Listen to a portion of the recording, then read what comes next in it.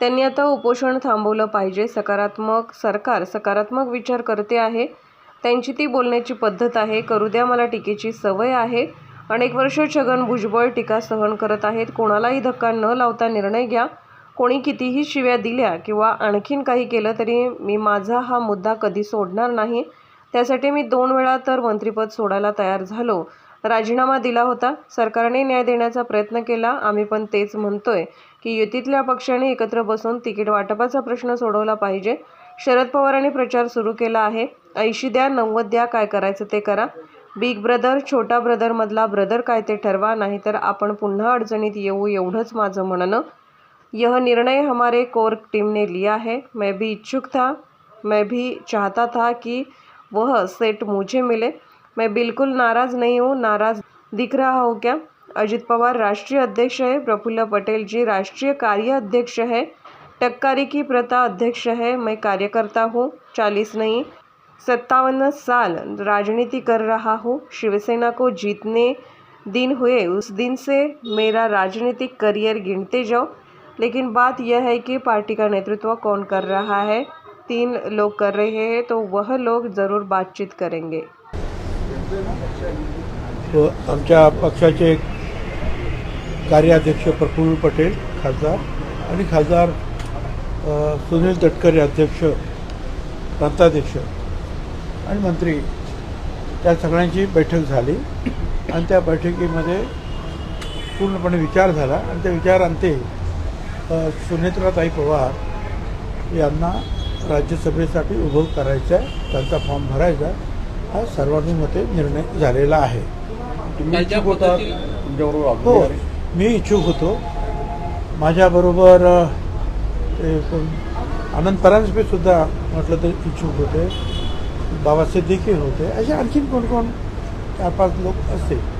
तर शेवटी जे आहे चर्चा अंतिम जो आहे पक्षाने तो आम्ही सगळ्यांनी मिळून तो निर्णय घेतला. भुजबळ साहेब, राष्ट्रवादी पार्टीमध्ये स्वतः अजित पवार राष्ट्रीय अध्यक्ष आहेत, उपमुख्यमंत्री आहेत, वित्तमंत्री आहेत, पालकमंत्री आहेत आणि परत नुकतंच झालेल्या लोकसभेमध्ये सुनीता पवारांचा पराभवानंतर लगेच राज्यसभा, म्हणजे एका परिवारामध्ये इतक्या मोठ्या प्रमाणामध्ये पद दिलं. या संदर्भामध्ये काय मत आहे किंवा बाकीचे इतर गणित राजकीय विचार करता आला असते का? अहो, पण त्यांचा काय प्रश्न आहे? अजितदादाने कुठे काय म्हटलं आहे? हे आमचे मंत्रिमंडळातले कोर ग्रुपचे जे लीडर्स आम्ही बसलो होतो त्यांनी ठरवलेलं आहे. त्याच्यामध्ये अजितदादांना बोलण्यात काय अर्थ आहे? त्यांचा निर्णय थोडाच आहे. हा निर्णय आमच्या सगळ्यांचा निर्णय आहे.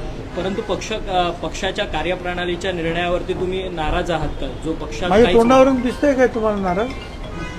काय सांगतो, ज्या पद्धतीनं नाराज विराज काही नाही आहे. ठीक आहे, पक्षामध्ये जे आहे सगळ्यांना बरोबर घेऊन चर्चा करून निर्णय घ्यायचे असतात आणि हे जे आहे मी आज नाही 57 वर्षापासून शिकतो. शिवसेनेत असताना सुद्धा, पवारसाहेबांबरोबर असताना, काँग्रेसमध्ये असताना सगळ्यांना बसून हे निर्णय घ्यायचे असतात. त्याप्रमाणे ते घेतलेले आहेत आणि त्यामुळे प्रत्येक गोष्ट तुम्ही म्हणाल तुमच्या मनाप्रमाणेच होते असं नाही. खरं तर उमेदवार ज्यावेळेस आपण जाहीर करतो त्यावेळेस त्या उमेदवाराला वेळ मिळणं अपेक्षित असतं. या प्रकरणात जर पाहिलं तर जाणीवपूर्वक अद्याप उमेदवारच जाहीर केलेला नाही. याचा अर्थ कुठेतरी उमेदवार ठरला होता. वेळ काय मिळायची त्याच्यामध्ये? काय प्रचार करायला जायचं काय कुठं? सगळे आमदारच मतदान करणार आहेत सगळे. आणि तुम्हाला कल्पना आहे महायुतीचे आमदार जे आहेत हे फारच मोठ्या प्रमाणामध्ये आहे, सहजच निवडून येतील. मला वाटत नाही की विरोधी पक्षातर्फे कोणी फॉर्म भरेल असं वाटत नाही, आत्ता तरी वाटत नाही. एकंदरीतच पक्षामध्ये कुठेतरी नाराजी वाटते का? एक गट असं देखील म्हणतोय की सुनेत्रा पवारांना अशा ज्या पद्धतीने उमेदवारी देण्यात आलेली आहे, जवळपास 13 जण तुमच्याकडे इच्छुक होते, असं असताना त्या सर्वांना बाजूला केलं आणि सुनेत्रा पवारांना मध्येच एंट्री दिली. मागं प्रफुल्ल पटेल यांच्या वेळेस देखील अशाच पद्धतीची परिस्थिती होती. हेच सगळे उमेदवार त्यावेळेस इच्छुक होते, त्यावेळेस देखील अशाच पद्धतीची नाराजी बाकीच्या उमेदवारांची पाहायला मिळाली. आता तुम्ही सांगितलं की नाही 13 लोक जे आहेत इच्छुक होते. आता 13 लोकांना उभं करणं शक्य आहे का? कुणाला तर एकालाच आपण करणार ना. सगळ्यांनी तो निर्णय घेतला की त्यांना उभं करा, संपलं. असं एक सुरू होतं की जे पराभूत उमेदवार आहेत त्यांना बॅकडोर एंट्री कशासाठी दिली जाते, असंही काय? पक्षाचा निर्णय जो आहे तो सगळ्यांना मान्य करावा लागतो आणि आम्ही तो निर्णय घेतलेला आहे. पण या तुम्ही पक्षामध्ये देखील इच्छुक होतात, अजूनही एक खासदारकी बाकी आहे. पियुष गोयलवाली एक खासदारकी अजूनही बाकी आहे. तुम्ही देखील इच्छुक होतात, तुम्ही परत दावा करणार आहात का? कारण नितीन पाटील यांना ही खासदारकी देऊ असं अजित पवारांना आधीच घोषित केलं. नाही, पक्षाचा निर्णय घेईल तो मान्य करावा लागतो ना. ज्यावेळेला तुम्ही एखाद्या पक्षामध्ये काम करा, मी काय अपक्ष नाही आहे, मी माझ्या मनाप्रमाणे निर्णय घेईल आणि तो अंमलात आणेल. पक्ष तो निर्णय घेईल, तो पक्षाचा कार्यकर्ता, पक्षाचा एक मंत्री म्हणा, नेता म्हणा, काही म्हणा, पक्ष जो ठरवेल त्याप्रमाणे आपल्याला वागावं लागतं, त्याप्रमाणे काम करावं लागतं. जरांगेंचं काही कंपल्शन्स असतात पक्षाची सुद्धा, पण सर कोणाला तरी उभं करण्याच्या बाबतीमध्ये. तुमच्या पक्षामध्ये प्रफुल्ल पटेल, सुनील तटकरे आणि अजित पवार हे प्रायव्हेट प्रॉपर्टीगत पक्ष चालवतात असं वाटत नाही का? ज्या पद्धतीने सर्व निर्णय क्षमतेत तुम्हाला डावललं जात आहे, तुम्ही ज्येष्ठ असून देखील. काल बोलवलं होतं ना संध्याकाळी, मला काल होतं ना संध्याकाळच्या मीटिंगमध्ये मी, मग कुठे डावलं मला? मग मनोज जरांगे मागच्या 5 दिवसांपासून आंदोलन करतायत. आज एक शिष्टमंडळ त्यांना भेटायला जाणार आहे काही वेळात. कोण? मनोज जरांगे 5 दिवसांपासून उपोषण करतायत. ज्या पद्धतीने त्यांच्या मागण्या होत्या त्या पुन्हा त्यांना सरकारसमोर ठेवल्या. मग मनोज जरांगे मागच्या 5 दिवसांपासून आंदोलन करतायत. आज एक शिष्टमंडळ त्यांना भेटायला जाणार आहे काही वेळात. कोण? मनोज जरांगे 5 दिवसांपासून उपोषण करतायत. ज्या पद्धतीने त्यांच्या मागण्या होत्या त्या पुन्हा त्यांना सरकारसमोर ठेवलेल्या आहेत. सरकारकडून दखल घेतली जात नाही असं म्हणणं आहे. नाही, माझं म्हणणं असं आहे की जरांगेंनी सुद्धा जे आहे काय हे उपोषण वगैरे करून जे आहे आत्मक्लेश थांबवायला पाहिजे.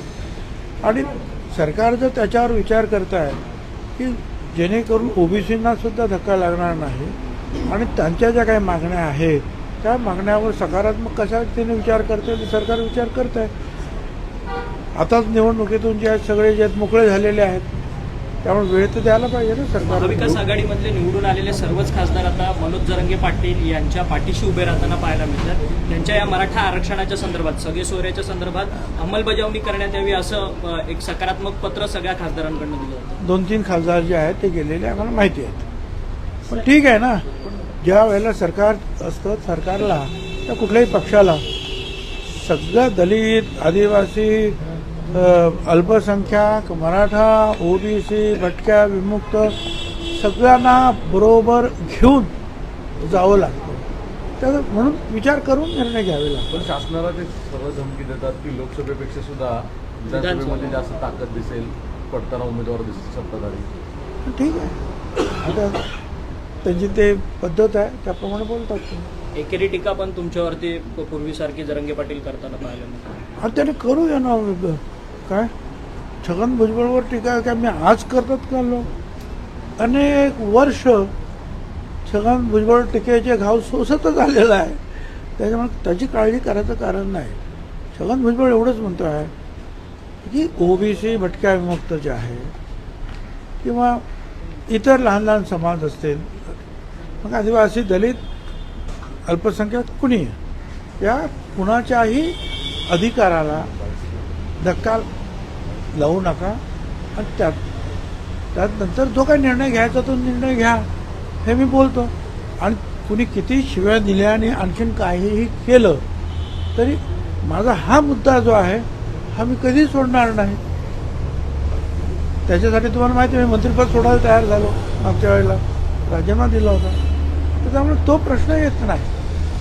काय तुम्ही दुसऱ्याच्या अधिकारावर अतिक्रमण करायचं नाही. एकमेकाच्या सगळे घटक जे आहेत समाजातले त्यांना न्याय देण्याचा जो आहे प्रयत्न सरकारने केला पाहिजे. सर, पवार साहेबांनी आज बारामतीमध्ये एक उल्लेख केला इंग्रजीमध्ये की पुढच्या 4 महिन्यामध्ये मला हे राज्य सरकार घालवायचं आहे, जसं लोकसभेत 7 दिली जशी विधानसभेत द्या.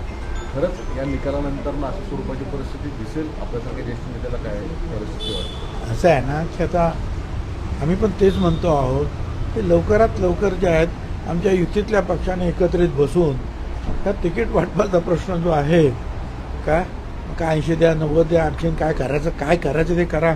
बिग ब्रदर, छोटा ब्रदर, मधला ब्रदर, काय ठरवायचं ठरवा लवकर. कारण आपण पाहतात की पवारसाहेब जे आहेत कामाला लागलेले आहेत, प्रचार सुरू झाला. तशा प्रचाराला तर आपण सुरुवात करावी लागेल, नाही तर आपण परत तेच आपलं बसतो आपण घुराळ करीत चर्चेचं तर परत अडचणीत येऊ. एवढंच माझं म्हणणं आहे. सर हिंदी में जानना चाहेंगे कि जिस तरीके से हाँ? एक प्रश्न आहे. ऑर्गनायझरमधून अजित पवारांवरती टीका केली की अजित पवारांना सोबत घेतल्यामुळे भाजपचं नुकसान झालेलं आहे. ब्रँड व्हॅल्यू कमी झाली. RSSचं मुखपत्र आहे ऑर्गनायझर, त्याच्यामधून ही टीका झाली. असं आहे की त्यांनी सगळ्यांना अनेकांवर टीका केलेली आहे. काय काही लोकांनी तर ते काँग्रेसचे लोक तुम्ही का घेतलेत याच्यावर सुद्धा टीका केलेली आहे. घेतलेत ना काँग्रेसचे अशोकराव चव्हाण घेतले. इथे ते देवरांचा मुलगा जो आहे तो मिलिंद देवरा त्यांना घेतलं. त्यांना पदावर सुद्धा बसवलं राज्यसभेच्या वगैरे. काय आणि आम्हाला सुद्धा असं एकूण जे आहे ते म्हणतात ते बरोबर आहे. पण मला त्यांना असं म्हणायचं आहे की बा हे महाराष्ट्रात तुम्ही सांगता, भारतातल्या इतर ठिकाणी काय झालं? फक्त महाराष्ट्रातच थोडा सेटबॅक बसला का? इतर ठिकाणी सुद्धा थोडासा बराचसा सेटबॅक बसलेला आहे. म्हणून तर मग हे जे आहे नितीश कुमार आणि काय चंद्राबाबू वगैरे त्यांना घेऊन जे आहे सगळं व्यवस्थित सरकार करावं लागलं. जे अलायन्सचं तो धक्का सगळीकडे बसलेला आहे है ना. राज्यसभा की जिस तरीके से सुनने में की अजितदादा गटांनी उमेदवार मागे घेतला नाही, या अंतर्गत किती कलह आणि त्याचा फटका महायुतीला बसेल असं दिसतं. आणि कसला फटका आणि कसला आहे तुम्हाला जरा काळ झाला का फटका दणका या सुद्धा तुम्हाला दुसरे शब्द येत नाहीत काय. आता बघूया का कोण कोण उभे राहिलेले आहेत, पाहू काय होतं. हां